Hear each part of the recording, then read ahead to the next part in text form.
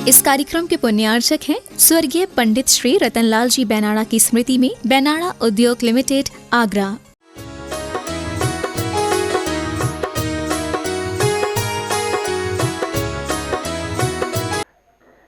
आर्जव धर्म माया कषाय के अभाव में जो प्रकट हुआ, सरलता भीतर प्रकट हुई, वो और ऊपर की ओर लेकर के जा रही है।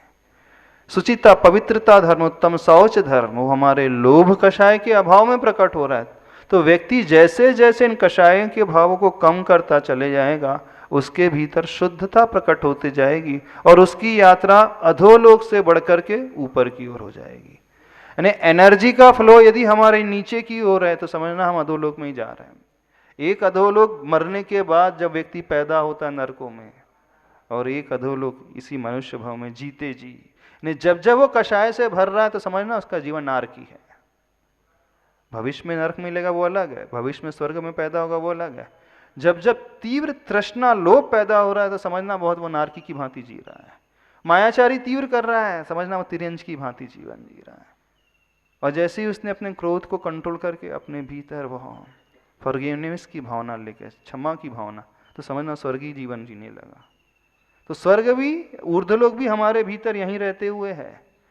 जब हम अपने अहंकार को जीत लेते हैं, अपने भीतर वो विनम्रता आ जाती है, तो हम और ऊपर की ओर बढ़ रहे हैं, स्वर्ग लोक में जा रहे हैं।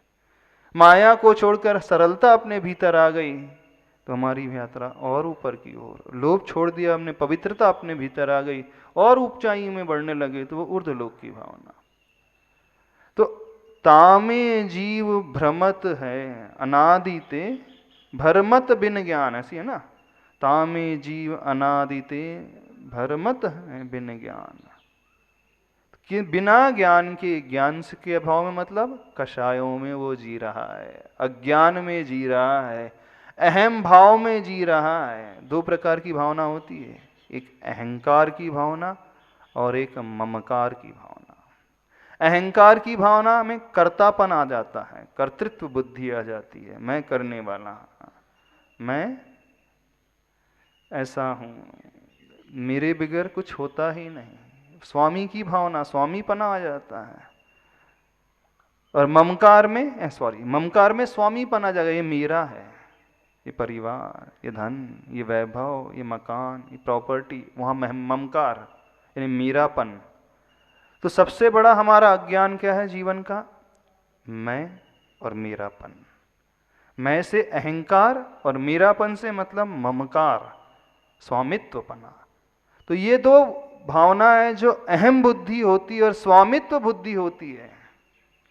अथवा थोड़ा और अध्यात्म में प्रवेश करें तो जो कर्तृत्व बुद्धि होती है, कर्तापन की भावना, मैं नहीं करूंगा तो कुछ हो नहीं सकता संसार में, मेरे ऊपर पूरे परिवार डिपेंड है, मैं ही सबको चला रहा हूँ, सारी जो खुशियाँ हैं ना मेरे कारण मिल रही हैं, यदि मैं ना हो तो सब धरा का धरा रह जाएगा। ये भावना भीतर पैदा होती ना, ये ही है कौन सी भावना? ये अधोलोक की भावना है, समझना। और ममकार, सब मेरा किया हुआ है। तो दो बुद्धि, एक अहम बुद्धि, एक ममकार की बुद्धि। गहरा तो विषय नहीं हो रहा, कठिन तो नहीं हो रहा, समझना। यही संसार है, यही लोक है जो परिभ्रमण अनादिकाल से जीव भ्रमण कर रहे हैं। तामे जीव अनादिते भरमत है बिन ज्ञान, लोक भावना।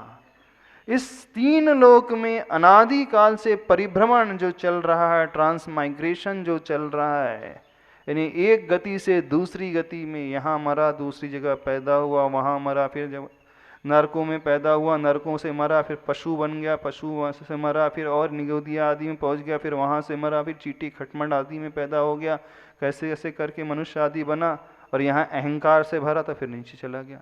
और जिसने थोड़ा सा कषायों को कम करना सीख लिया वो थोड़ा सा ऊपर चला गया, स्वर्ग में चला गया। तो लोक भावना में क्या करना है? अब तीन लोग हमारे लिए गौण हो गया। ये 2.5 द्वीप हैं, असंख्यात द्वीप हैं, असंख्यात समुद्र हैं, 7 नरक हैं, 16 स्वर्ग हैं। अब ये सब गौण हो गया। अब क्या बात आ गई? पहले हमने वाइड दृष्टि लाई थी, विस्तृत दृष्टि की, ये रहने का स्थान क्षेत्र पकड़ा। अब क्षेत्र में रहने वाले जीवों को पकड़ा, थोड़ी सूक्ष्मता लेकर के आए। फिर उन जीवों में हमने अपने परिणाम पकड़े। कौन से परिणाम? कषाय वाले परिणाम अधोलोक के परिणाम। जब जब आपको गुस्सा आए तो समझना आप नारकी हो, बिल्कुल कह रहे हैं, सत्य कह रहे हैं। जब जब तीव्र मायाचारी की भावना पैदा होने लगना, समझना आप पशु हो, एकदम गए बीते पशु, कुत्ते बिल्ली सुअर की भांति, गधे के भांति, ठीक है, और कड़वा बोल दे। जब जब खूब लोभ पैदा होने लगे, तृष्णा पैदा होने लगे, सातवें नरक में जा रहे हो, एकदम नारकी की भांति जीवन जी रहे हो। और जब थोड़े से शांत क्षमा का भाव आ गया तो समझना आप स्वर्गीय हो गए, दैविक देवता की भांति जीने लगे। अहंकार को जीत लिया, समझना आप और ऊपर उठने लगे। पवित्रता आपके भीतर आ गई, सुचिता आपके भीतर आ गई, सरलता रुजुता आपके भीतर आ गई, आपका जीवन ऊर्ध्वलोक का हो गया। 24 घंटे में से कितने समय आप नारकी जीते हो, नारकी बन करके बताओ? कितने समय नारकी रहते हो, कितने समय पशु रहते हो, और कितने समय आप देव हो जाते हो, कितने समय आप मनुष्य रहते हो। जब मनुष्य पशु नारकी देव से भी ऊपर उठ जाता है, यानी पूर्ण प्रशस्त अप्रशस्त भावनाओं से रहित होकर के साम्य भाव में जो स्थिर हो जाता है, वो समझना मोक्ष में पहुंच गया। क्योंकि मोक्ष में और कोई सुख नहीं है। कौन सा सुख है? निराकुलता का सुख। तो जो व्यक्ति जितना निराकुल रहेगा, आनंद में रहेगा, तो वह जीते जी इसी भाव में मोक्ष का आनंद ले सकता है। आगम में वर्णन है। यानी हम समता से रह रहे हैं, अध्यात्म में जी रहे हैं, टेंशन फ्री जी रहे हैं, चिंताओं से रहित है, स्ट्रेस नहीं है, एंजाइटी नहीं है, हाँ, भय नहीं है, एकदम पूर्ण निर्विकल्प जी रहे हैं, तो समझना एज गुड एज मोक्ष में ही रह रहे हैं। और जैसी कषाय आ गई, वो अच्छी बुरी, तो ऊपर नीचे वाली यात्रा शुरू हो गई। तो लोक भावना क्या हो रही, समझ में नहीं आ रही? नहीं आ रही? क्या कहलाती लोक भावना? जब भी लोक भावना का वर्णन आते हैं तो सब लोग बोलते हैं हाँ, 7 नरक हो, इसका चिंतन करना है, 3 मात वलय से घिरा हुआ है, और 14 राजू है, और 1 राजू बीच में है, 7 राजू नीचे है, 7 राजू ऊपर है, फिर ब्रह्म लोक के वहाँ जा 3.5 राजू है। अरे भैया, इससे हो क्या रहा है? ऐसा चिंतन करने से मिलेगा क्या आपको? ज्योग्राफी की चिंतन करने का नाम धर्म ध्यान नहीं है, समझ लेना। 3 लोग की ज्योग्राफी जो सोच लिए, उसका नाम लोक भावना नहीं है। लोक भावना क्या है? इसमें भ्रमण क्यों हो रहा है संसारी जीवों का अथवा हमारा, वह अज्ञान भाव, उसको पकड़ने की कोशिश करना, वह लोक भावना में आती है। नहीं समझ में आ रही? करना चिंतन। चलो 5 मुद्राओं से शुरुआत करते हैं। सर्वप्रथम अच्छे से, कठिन तो नहीं लग रहा है? तो एक बात आप पूछ लेते हैं आपसे, आप 24 घंटे में से नारकी का जीवन ज्यादा जीते हो कि स्वर्ग के देवताओं का जीवन ज्यादा जीते हो, कि पशु का जीवन ज्यादा जीते हो? 24 घंटे में आपकी यात्रा नारकी अधिक, कुत्ते बिल्ली की जिंदगी, सुअर की जिंदगी ज्यादा अधिक, गधे की जिंदगी अधिक, मनुष्य की जिंदगी की देवता की जिंदगी? बतलाओ हमें, बताओ तो सही। 24 घंटे में अधिकांश समय काय में बनकर है? पशु और नरक की भांति कि देवता और मनुष्य की भांति? वैसे हो मनुष्य पर्याय में, लेकिन अंदर से तो क्या हो धन कुमार जी, क्या है अंदर से? हाँ, नारकी की तरह जीवन जीना है। अरे उसका नाम नारकी जीवन नहीं कि देखो हमको कितने कष्ट हो रहे हैं, बेटा हमारा ध्यान नहीं रखता, ये नारकी नहीं। कषाय की भावना पैदा हो रही, वो वाली नारकी। भले ही बेटा ध्यान न रखे, लेकिन हम आनंद में, तुम स्वर्गीय जीवन जी रहे हैं, समझना इसको बात को। तो नारकी जीवन का अर्थ है कषायों से भरा हुआ जीवन, चिंताओं से, आकुलता व्याकुलता से भरा हुआ जीवन, नारक का जीवन, मायाचारी से भरा हुआ पशु का जीवन, क्षमा से भरा हुआ। बाहर के संसार को छोड़ दो, कौन कौन सी गति में जा रहा है उसको छोड़ दो। हमारे अधोलोक के परिणाम हो रहे हैं, मध्य लोक के परिणाम हो रहे हैं, ऊर्ध्वलोक के परिणाम हो रहे हैं, उसका अध्ययन करना, इसका ध्यान करना बड़ा मन लगता है, बड़ा अच्छा लगता है। क्यों? क्योंकि इसमें कोई किताब का आलम्बन नहीं लेना, कोई शास्त्र नहीं पढ़ना, कोई विनती नहीं पढ़ना, कोई स्तोत्र नहीं पढ़ना, कोई श्लोक नहीं पढ़ना, कोई गाथा नहीं, कोई सूत्र नहीं, कोई मंत्र नहीं, कोई जाप नहीं, कोई विधान नहीं, कोई पूजा नहीं, कुछ करना। हाँ, अपनी ही पूजा, अपना ही विधान, अपना ही मंत्र, अपना ही शास्त्र, अपना ही संसार, अपना ही परिणाम, यानी अपने परिणामों को पढ़ना, ये लोक भावना। तो बताओ 24 घंटे में अधिकांश समय नार की जीवन, पशु जीवन, देवता का जीवन, मनुष्य का जीवन, कौन सा? क्या निर्णय हुआ? हाँ, छुपा के रहे हो, जो हो सो कह दो ना। तामे जीव अनादिते भरमत है बिन ज्ञान। जब भी ये पढ़ा जाएगा तो सब दिखती, हाँ देखो वो ऐसा भ्रमण कर रहा है, वो ऐसा, अपने को सब भूल करके दुनिया को देखे जा रहे हैं सब। चलो अपने को तो देखो हम कहाँ भटक रहे हैं। लोक भावना में बाहर का लोक नहीं, बाहर के लोक का आलम्बन लेकर के भीतर के लोक का चिंतन करना, वो है लोक भावना। समझ रहे हैं? हाँ। तो जब जब हमारे भीतर कषाय उत्पन्न हो तो समझना नाभि से नीचे वाला स्थान, नार की जीवन। कषायों की तीव्रता धीरे धीरे कम होने लगी तो समझना हम नाभि की ओर आ रहे हैं। और जब वो कषाय हट करके क्षमा आदि भाव प्रकट होने लगे तो समझना ऊर्ध्वलोक की यात्रा शुरू हो गई। बड़ा सरल है, बहुत कठिन नहीं है। लोक भावना बहुत सरल और बहुत अच्छी है, बस समझने की थोड़ी सी आवश्यकता है। चलो 5 मुद्राओं से शुरू करते हैं। सर्वप्रथम दृष्टि अपने नाभि केंद्र पर केंद्रित करें। वह शक्ति केंद्र, उस ओर ध्यान रखते हुए भीतर तक श्वास लें, बहुत सहजता से।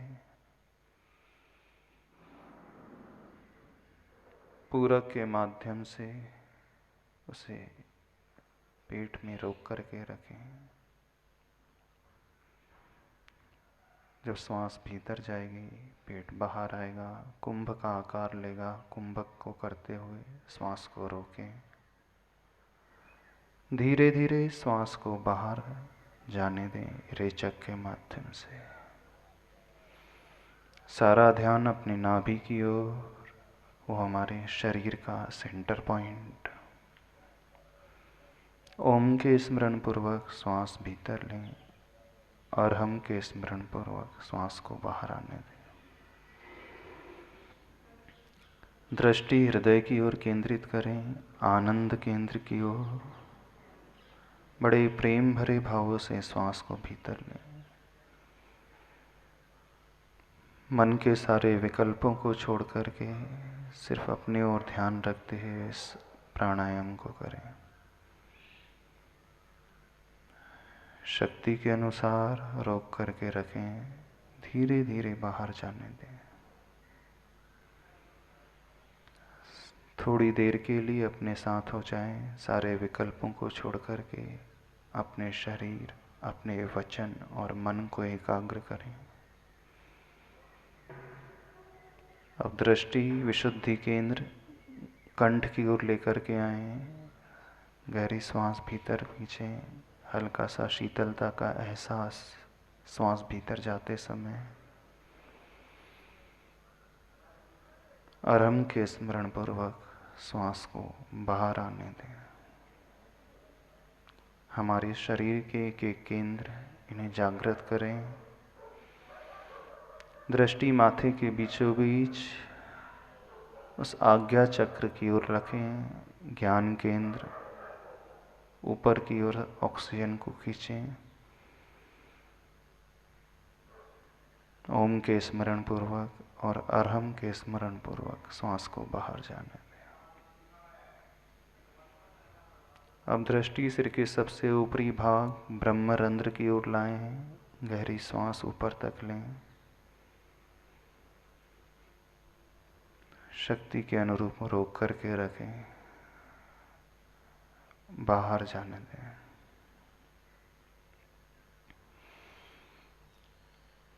अपने मध्य लोक की ओर अब ध्यान रखते हुए, नाभि केंद्र की ओर ध्यान रखते हुए ओंकार की ध्वनि करें। ओम।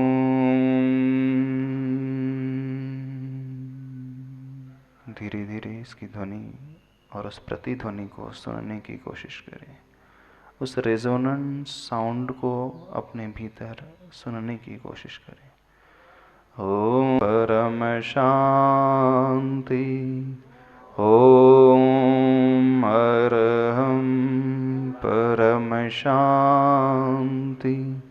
ओम अरहम परम शांति। दोनों हथेलियों को रगड़कर इस पूरी ऊर्जा को अपने शरीर से लें, एक्सेस एनर्जी को संसार के कल्याण के लिए संप्रेषित करें। बोलिए महावीर भगवान की, संत शिरोमणि आचार्य भगवान गुरुदेव विद्यासागर जी महाराज की जय। बोलिए।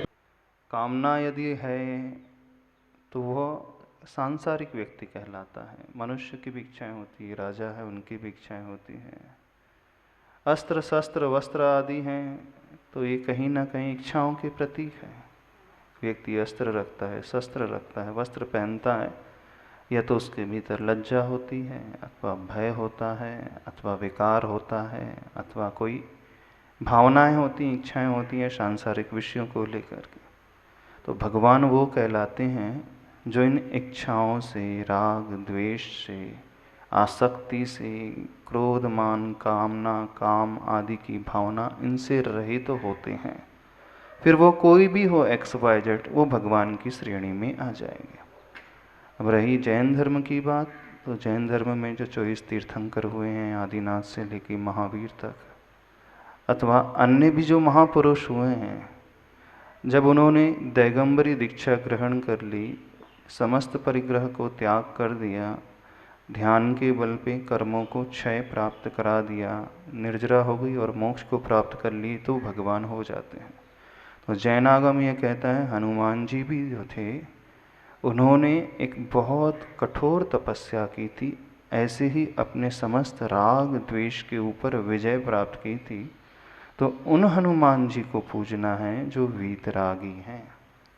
वो हम भगवान के रूप में ही उन्हें मानते हैं। चाहे रामचंद्र जी हो, रामचंद्र जी भी भगवान हैं, क्योंकि उन्होंने भी वीतरागता प्राप्त की थी, उस मुनि अवस्था को प्राप्त करके अपने कर्मों को जलाया था। तो चाहे रामचंद्र जी हो, चाहे हनुमान जी हो, चाहे महावीर हो, वे सारे भगवान हैं। लेकिन कंडीशन कैसी है? राज्य अवस्था वाले नहीं हनुमान जी, रामचंद्र जी, जब इन्होंने समस्त इच्छाओं को छोड़ दिया, अपनी ही आत्मा के कल्याण में लग गए, यानी वीतरागी हनुमान जी, वीतरागी रामचंद्र जी बिल्कुल वैसे ही हैं जैसे वीतरागी महावीर, इनमें कोई अंतर नहीं है। बस अंतर है तो कोई तीर्थंकर पद के धारी हैं, कोई अन्य महापुरुष हैं, बलदेव आदि पद के धारी हैं, तो वो उस अपेक्षा से समझने की कोशिश करें।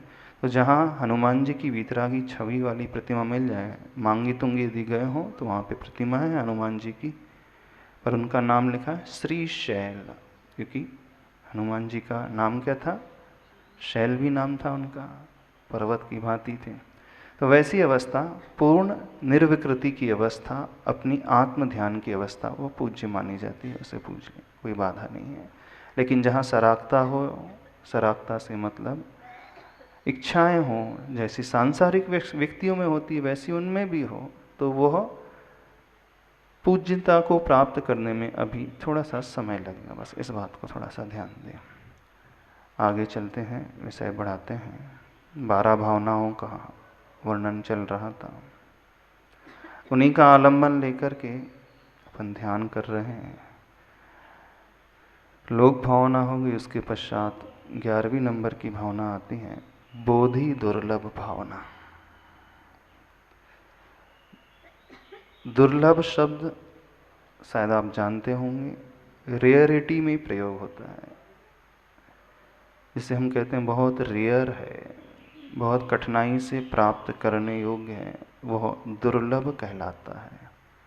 जो इजीली अवेलेबल हो जाता है उसे सुलभ कहते हैं, आसानी से मिल जाती है।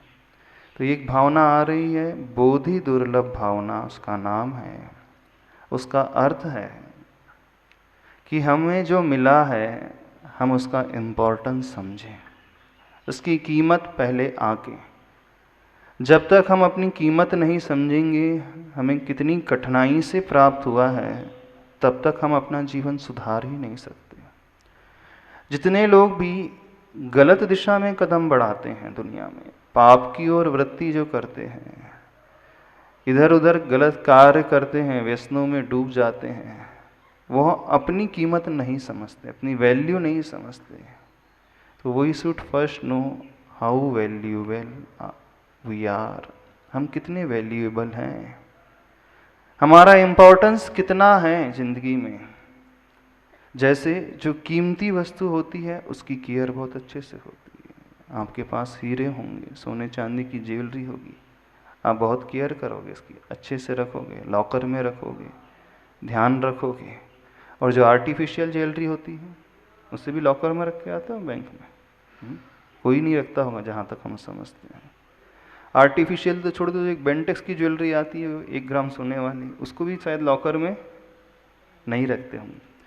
कौन सी ज्वेलरी को रखी जाती है? जो बहुत कीमती होती है, और हीरे की हो तो फिर कहना ही क्या, बहुत ध्यान रखता है व्यक्ति। तो जितनी वैल्यूएबल वस्तु हो जाती, कीमती वस्तु हो जाती हैं, व्यक्ति उतने अच्छे से केयर करता है। और जिसकी कीमत नहीं रहती है, प्लास्टिक की ज्वेलरी हो अथवा कपड़े के फूल बने हों, कपड़े के हार बने हों, आर्टिफिशियल जो स्टोन्स होते हैं ना, जिसे कहते हैं सेमी प्रेशियस स्टोन, होते नहीं पर दिखते हैं, चाहे वो मूंगा हो, चाहे पुखराज हो, चाहे माणिक हो, चाहे मोती हो, भिन्न भिन्न जो ओरिजिनल स्टोन होते हैं और एक होते हैं सेमी प्रेशियस स्टोन। तो उसकी जो ज्वेलरी आती है उसे कोई भी लॉकर में नहीं रखता। क्यों नहीं रखते लॉकर में? क्योंकि आपको ज्ञात है सस्ती 1000-2000 में आ जाएगी, 5000 में आ जाएगी। लेकिन ओरिजिनल डायमंड्स हो, ओरिजिनल प्रेशियस स्टोन हो, चाहे मूंगा हो, नीलम हो, माणिक हो, वो लाखों नहीं करोड़ों में आती है। यदि वो पत्थर, वो ज्वेलरी मिल जाए तो व्यक्ति बहुत केयर करता है, बहुत ध्यान रखता है, सब कुछ छोड़ने को तैयार हो जाता है, लेकिन उसे नहीं छोड़ता है। तो अंतर क्यों आ गया? बस अंतर आया, भीतर की कीमत उसने जान ली। ठीक ऐसे ही आप लोग अपनी कितनी वैल्यू आंकते हो? मनुष्य हो, कितनी कीमत समझते हो अपने आप की? 2 कौड़ी के हों, 10,000, 20,000, 2 लाख, 10 करोड़, 20 करोड़, कितनी कीमत है समझना। व्यक्ति का जो जीवन है, उसके रहन सहन ढंग है, जो वो कार्य करता है, जैसी उसकी लाइफ स्टाइल है, उसे देख करके बहुत इजीली अंदाज़ा लगाया जा सकता है ये अपने आप को किस प्रकार से स्वीकारता है। तो जो अपनी केयर बहुत अच्छे से करेगा, समझ लेना उसने अपनी वैल्यू समझी है, अपनी कीमत आंकी है, अपना इम्पोर्टेंस समझा है। और जो अपनी केयर ही नहीं करेगा, ऐसी छोड़ देगा, जहाँ जा रहा है चलने दे, जैसे है ना, बहाव में पानी अपने आप बहता रहता है। तो कुछ लोग की जिंदगी ऐसी होती है, बहते रहते हैं, नीचे ही गिरते ही रहते हैं, मिट्टी में धूल में मिलते ही रहते हैं, कीचड़ की भांति अपने आप को बना करके रखे हैं। उनके जीवन में कुछ है ही नहीं, है ना? अधिकांश लोग कैसे मिलेंगे? जो अपनी कीमत नहीं आंकते बिल्कुल। तो ये बोधि दुर्लभ भावना कौन सी भावना है? इसका असर तब होगा जब हम उस दुर्लभता को समझने की कोशिश करेंगे। समझते हो कि नहीं? आप मनुष्य कैसे बन गए? ऐसे दुनिया में अनंत जीव राशि है। वो निगोदिया जीव अनंत जो एक श्वास में 18 बार जन्म मरण कर रहे हैं। श्वास नहीं समझ में आए तो 1 सेकंड में ऑलमोस्ट 24 टाइम्स। सेकंड्स कितना छोटा होता है? हमने पलक झपकाई, खोली, 1 सेकंड हो गया। अब इतने कम टाइम पीरियड में कुछ जीव ऐसे भी हैं 24 बार पैदा भी हो जाएंगे, 24 बार मर भी जाएंगे। अंदाजा लगा सकते, कल्पना कर सकते हैं अपन। हमने पलक झपकाई और उसमें 24 बार जन्म मरण हो गया। यानी उनका कार्य एक ही है, बस मरना, मरना और मरना, कुछ नहीं करना, कुछ नहीं। उनका जन्म ही मरने के लिए होता है। एक इंद्रिय जीव है, उनके पास भी सेंस है, उनके पास भी आत्मा है, उनके पास भी संज्ञाएं होती हैं, लेकिन वो एक्सप्रेस नहीं कर पाते। तो टाइम ही नहीं है, इवन हम समझ ही नहीं पाते कब आया कब चला गया जीव। कुछ ऐसे भी जीव होते हैं कुछ ऐसे जीव हैं बिलबिलाते कीड़ों की भांति, पानी में है, ओवर टैंक होता है, घर में देखना इल्लियाँ हो जाती हैं, लट हो जाती हैं, लाखों करोड़ों की संख्या में। हो गई, धूप निकली, पानी गर्म हो गया, उसी में मर गए। तो वो भी जीव हैं, उनके पास भी सेंस है, उनकी भी आत्मा है। कुछ ऐसे भी जीव हैं चींटी आदि की भांति, लाखों करोड़ों की संख्या में जहां निकलते रहती हैं, बंच के मंच, पता ही नहीं चले। आपने थोड़ा सा पाउडर डाला, समाप्त हो गए। वो भी जीव हैं, उनके पास भी ज्ञान है, उनके पास भी चेतना है। वह भी खाती हैं, पीती हैं, अपनी रक्षा करने की कोशिश करते हैं, अपने आप को बचाते हैं, है ना? नहीं, कुछ ऐसे भी जीव होते हैं जो 4 इंद्रिय जीव माने जाते हैं। मक्खी है, मच्छर है, उड़ने वाले हैं, वे भी जीव हैं, उनके पास भी इच्छाएं हैं, नहीं है? पतंगे हैं, लाइट जलती है, आते हैं, पैदा हो जाते हैं और उसी में डूब करके अपने आप को समाप्त कर देते हैं। वो मच्छर हैं, अपना ही खून पीते हैं, यानी उनकी भी भूख होती है, इच्छा। जीव तो वो भी हैं। और कुछ ऐसे भी जीव होते हैं जो पंचेंद्री हैं, पशु पक्षी देखने में आते हैं, उनके पास भी बिल्कुल चेतना है, जैसी चेतना हमारे पास है। वो कबूतर को देख लो, बंदर को देख लो, उनका जीवन का ढंग क्या है? पशु पक्षी का है। सिर्फ एक ही चीज है उनके पास, आहार चर्या, आहार संज्ञा।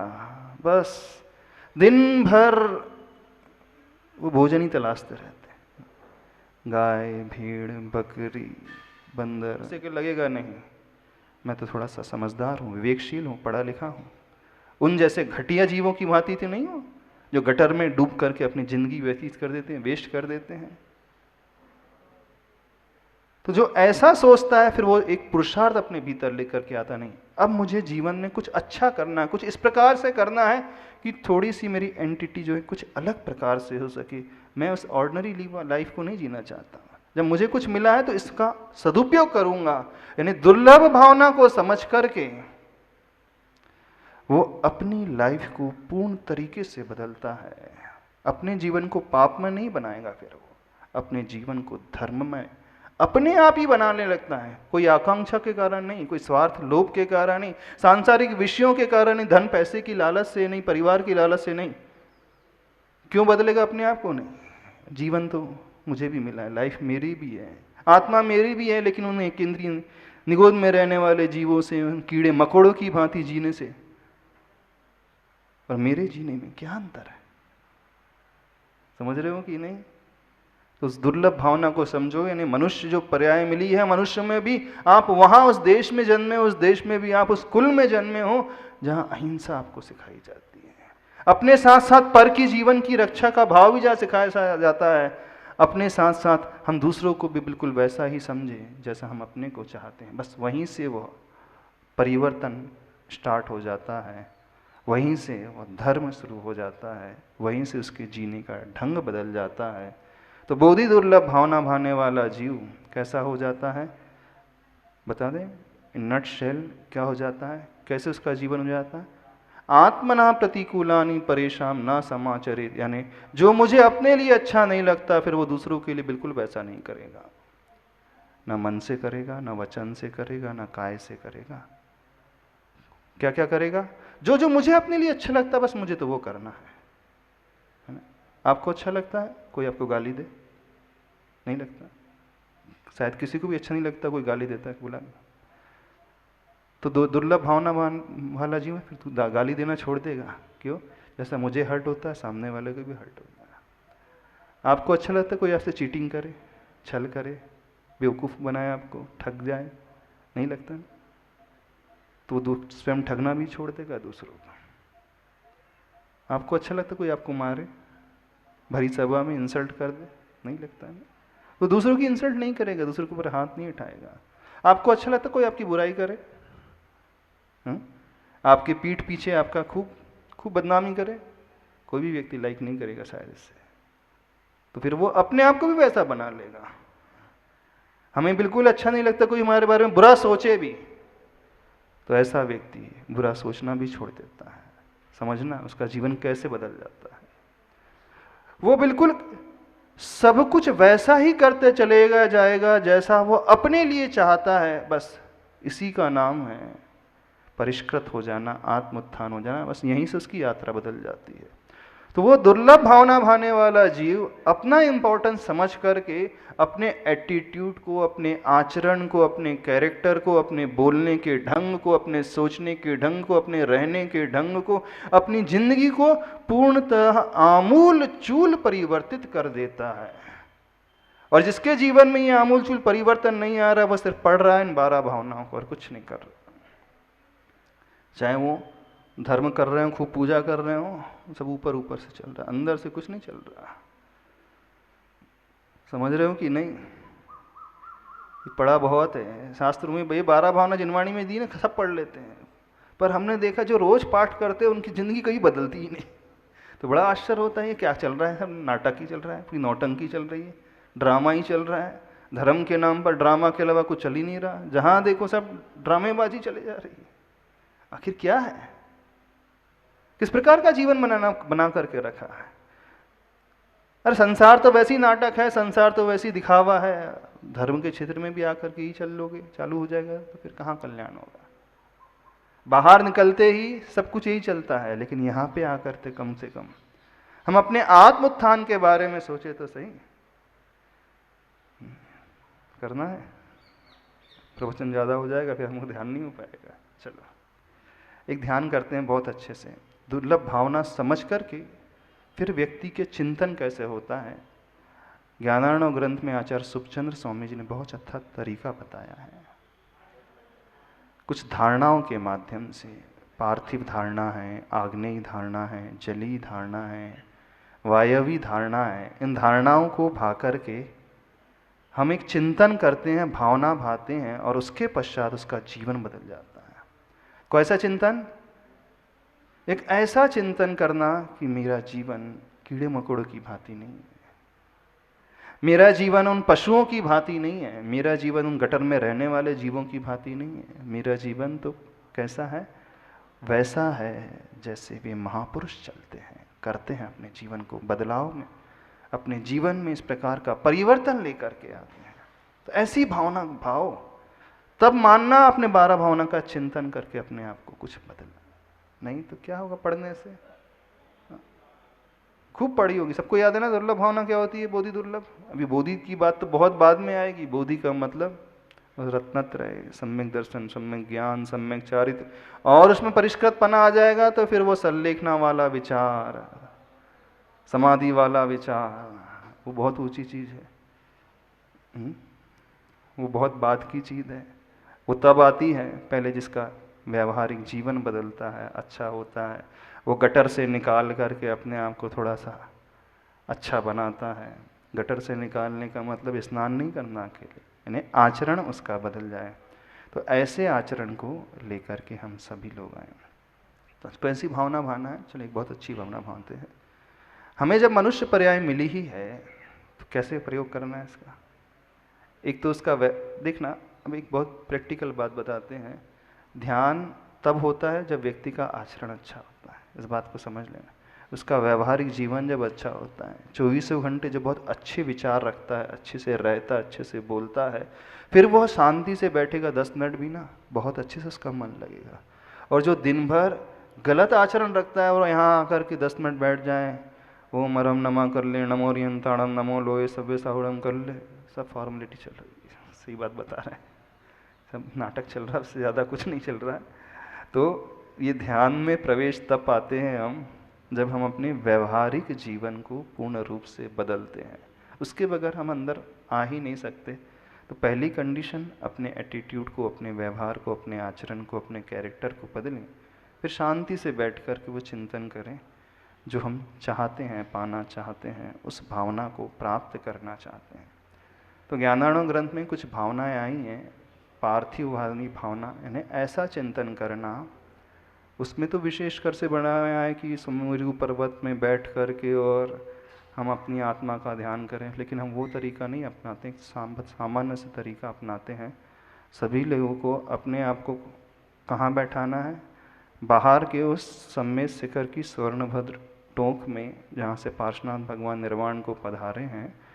ये कल्पना करना, धारणा बनाना, हम उस टोंक में बैठे हैं। अब वहाँ जब बैठोगे तो पाप तो नहीं करोगे ना, कि करोगे? वहाँ की वहाँ भी कर लोगे। घर में करते हो, दुकान में करते हो तो ठीक है, मानते हैं, लेकिन वहाँ बैठ के भी कर लोगे क्या? नहीं। तो अपने आप को मानना कि हम वहाँ बैठे, और जब वहाँ बैठेंगे तो हमारा कम से कम बाहरी पाप तो छूट ही जाएगा, भीतर का छूटे अथवा ना छूटे वो तो बात की बात है, बहुत ही है। वैसे ही अपने उस नाभि प्रदेश में उस ह्रीम बीजाक्षर रूपी उस अंगार को जलता हुआ भीतर देखें।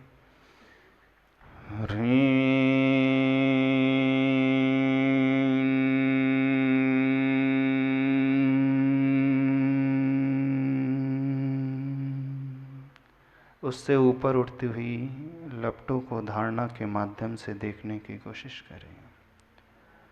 अग्नि जिस प्रकार ईंधन को जला देती है, हमारे भीतर रहने वाले जो दुर्भावनाएं हैं, जो गलत विचार हैं, वो पाप की प्रवृत्ति है। हृदय में उल्टा कमल देखें, उसमें जो अपनी दूषित भावनाएं लिखे हुए देखें। मटमैले रंग में उस भावनाओं को देखें जो पाप मैं करता हूँ, दिन भर रात भर अकेले समूह में। उस ह्रीम बीजाक्षर से उठती हुई लपटें उस मेरी दूषित भावनाओं को, मेरे दूषित वचन को जला करके नष्ट कर रहे हैं।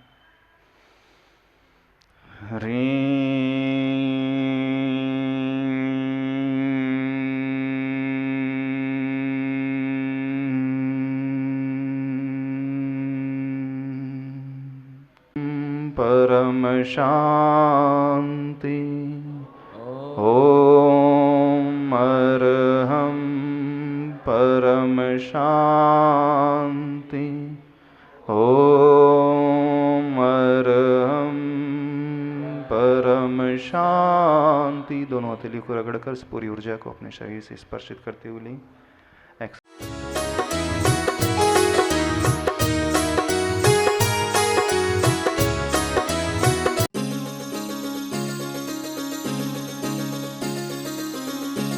इस कार्यक्रम के पुण्यार्चक थे स्वर्गीय पंडित श्री रतनलाल जी बैनाड़ा की स्मृति में बैनाड़ा उद्योग लिमिटेड, आगरा।